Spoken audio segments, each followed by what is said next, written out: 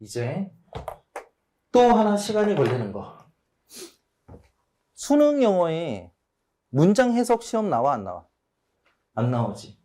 하지만 독해를 위해서 뭐 해야 돼? 문장 공부를 해줘야 돼. 그죠? 근데 문장 공부하는 데 있어서 여러분들이 실패하는 이유들이 좀 있거든요. 일단 이런 거 보자. 이런 통설이 좀 있어. 영문법을 알아야지만 우리가 해석을 잘할 수 있다. 맞다, 틀리다. 틀리다. 그러니까 영문법을 잘한다고 해서 해석을 잘하는 건 아니야. 뭘 잘 알아야 돼? 신텍스를 잘 알아야 돼. 그럼 신텍스라는 게 뭔데? 신텍스 뭐야? 이런 신텍스. 신텍스 구문이라고 얘기해. 구문이라는 게 뭘 얘기하는 거냐면 문장의 구조야. 자, 그럼 생각해봐. 이 문장의 구조를 배우는 이유가 뭐야? 해석하려고. 그치? 해석하려고. 그럼 해석의 목적이 뭐지? 해석 왜 해? 문제 풀려고. 그치? 이게 되게 중요해. 그럼 열이면 열 전부 다 뭐라고 얘기할까? 문장 이해하려고요. 내용 이해하려고. 근데 얘들아, 내용을 이해하려고 해석을 한다는 건 사실 영어를 잘하려고 하는 거야. 수능 영어가 아니라 영어 전범위, 영어적 능력을 키우려고 하는 거야. 근데 지금 너희는 고1도 고2도 중3도 아니라고, 그치? 수능 영어를 접해야 돼. 그러니까 내용 전범위를 갈 수는 없겠지. 문제는 아까 뭐라고 그랬어? 정보를 잘 파악하려고 하는 거지. 그럼 이 정보의 근거가 필요해. 이 정보는 어디에서 나오냐 하면 문장 속의 논리에서 나와. 자, 이거에 대해서 개념 설명을 해줄게. 수능 영어라는 게 이제 일반 영어보다 더 좁은 범위다라고 얘기할 수 있는 게 뭐냐 하면 어쨌든 여러분들 해석을 하는 건 독해 지문을 해석하려고 하는 거란 말이야. 그럼 독해 지문이 어떤 패턴인가를 보셔야 되는데 독해 지문에서 만나는 글들 있죠. 그 글들이 대체적으로 에세이나 혹은 아티클이나 혹은 저널이에요. 그럼 에세이, 아티클, 저널 얘네들의 공통점은 뭘까? 셋 다 논리적인 글들이에요. 무슨 말인지 알겠지? 그럼 문장들도 전부 다 정보를 전달하기 위해서 무슨 성을 띠고 있어? 논리성을 띠고 있어. 그럼 결국 논리적 해석이 필요한 거야. 그러면 영문장 해석을 하기 위해서 어떤 해석부터 연습을 해야 돼? 바로 논리적 해석부터 연습을 하셔야 되는 거예요. 이게 되게 중요해. 근데 지금 대부분의 학생들이 겨울방학 동안에 공부하는 거 뭐야? 어느 누구나 구문책 한 권 정도는 정리하거나 떼죠. 근데 구문책 정리한다는 것 자체가 대부분의 다 뭐해? 그냥 영어를 뗀단 말이야. 읽는 능력을 키우기 위해서. 근데 그게 틀리다는 게 아니라 시기적으로 부적절하다는 얘기예요. 그래서 바로 논리적 해석을 하는 연습들이 필요한 거다. 표현이 있어, 얘들아. 문장에 표현이 있어. 즉, 구문이라는 건 문장의 구조적인 표현들을 얘기하는 건데 이 표현을 통해서 작가의 의도를 배우는 거야. 작가가 어떤 의도로서 어떤 의도겠어? 논리적인 의도겠지, 그치? 이런 논리라는 의도, 어떤 의도로 이런 표현들을 사용하고 있는가를 배워. 나한테. 그러면 이 표현들을 가지고 활용하는 게 누구야? 출제자야. 출제자가 이런 표현들을 활용해서 정보화시키거든. 그럼 읽는 너희는 표현들을 가지고 작가가 이걸 왜 쓰는가를 배우는 게 제일 중요해. 그래서 얘가 어떻게 정보화가 되는지를 배우는 게 제일 중요해. 예를 하나 들게. 뒤에서 다시 배울 거지만. 자, 이거 어떻게 해석하라고 배웠어? by ing. 대부분 뭐로 배워? 뭐뭐 함으로써라는 우리말 옮기는 걸로 배워. 제일 중요한 게 뭐냐면 이걸 우리말로 옮기는 방법을 배우는 것이 아니라 영어를 쓰는 작가가 by ing를 왜 쓰는지를 알아야 되는 게 중요하다고. 작가의 의도를 배우는 게 중요하다고. 그럼 작가가 이걸 왜 쓰는 거야? 방법, 수단, 전제, 조건. 전제 조건이라는 게 뭐예요? 의미를 한정 지어주는 거야. 의미 한정이 없으면 일반적이게 돼. 자, 예를 들게. 나는 수능 1등급을 받았어. 구체적이야, 일반적이야? 일반적이죠. 왜? 어떻게 해서 1등급을 받았는지 알아, 몰라? 몰라. 일반적이에요. 근데 나는 김영일 선생 수업을 들음으로써 by ing죠. 자, 뭘 제시해줬어? 수단을 제시해줬어. 동시에 얘가 그냥 1등급을 받았는지, 지가 독학했는지, 뭐 했는지 의미를 한정 지어줬다고. 그럼 정보는 어디에서 추출될까? 1등급을 받았다는 내용과 동시에 이 방법, 수단에서 추출되는 거예요. 그래서 이런 걸 배워야 되는 거야. 작가의 의도를 배워야 되는 거야. 이런 게 이제 구문 학습이다라고 생각하시면 돼. 구문을 배워야 되는 진정한 의미다. 이게 가성비를 높여주는 거예요. 왜? 선생님 이걸 굳이 배울 필요가 있습니까? 아니, 굳이 배울 필요는 없어. 자연스럽게 될 수 있어. 내 언어처럼 익숙해지면 자연스럽게 될 수 있어. 여러분들이 문장을 딱 읽었을 때 정보가 정보 비정보로 들어오지 않는 이유가 이런 것 때문에 그래요. 익숙하지 않아서. 익숙해지면 자연스럽게 들어오는 거야. 또 하나, 해석의 목적이 아까 얘기했잖아. 정보를 캐치하는 거다. 그러면 문장 해석에서 여러분들이 안 되는 이유가 뭐야? 어떤 한 문장을 해석을 했는데 그 문장들이 전부 다 막연하게 들어와.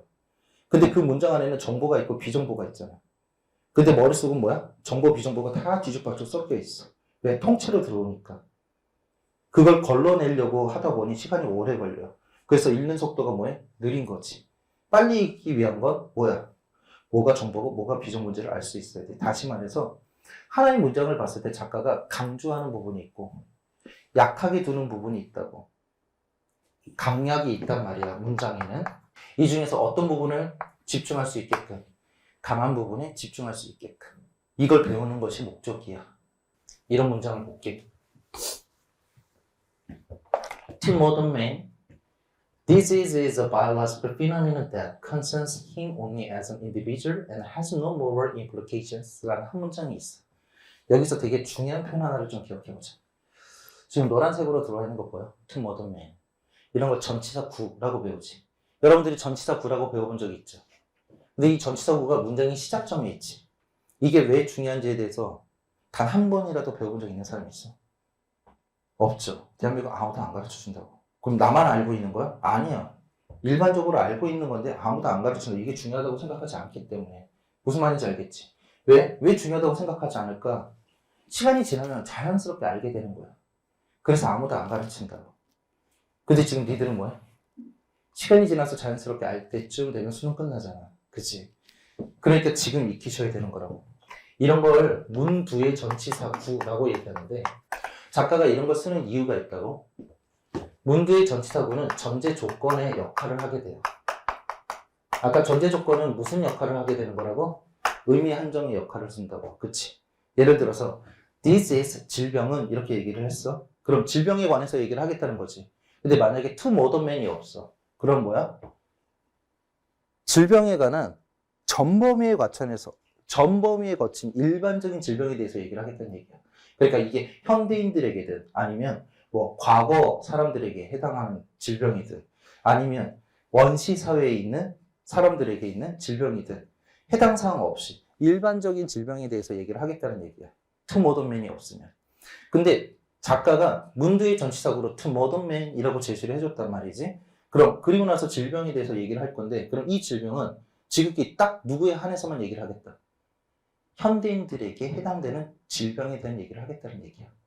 또 하나 문두의 전치사구가 갖게 되는 역할 중에 하나는 새로운 청크의 시작점을 나타내요. 청크라는 건 덩어리를 얘기해. 뭐 이런 얘기 할 수 있잖아 얘들아. 김영률의 눈은 부리부리해. 김영률의 눈은 보면 볼수록 빠져들어. 뭐 김영률의 코는 뭐 날로 오똑선 코가 보기만 해도 반짝반짝 빛나고 뭐 이렇게 얘기할 수 있겠죠. 그러면 지금 작가는 하고자 하는 얘기를 눈은 눈대로 얘기하고 코는 코대로 얘기하는 거지. 그러다 보니 문장에 연결해서 뭐가 생겨? 눈의 덩어리가 생기고 코의 덩어리가 생길 거야. 글은 이렇게 만들어지거든. 글마다 덩어리가 있다는 얘기예요. 뭔 말인지 알겠지? 나중에 다 배울 거야. 근데 글은 이렇게 만들어진다고만 기억해. 문장의 연결이 아니라 뭐다? 덩어리의 연결이다. 이해했어? 그런 덩어리의 시작점을 알려주는 것이 뭐다? 문두의 전치사구다. 이해됐지? 그리고 이 문장을 해석해볼게.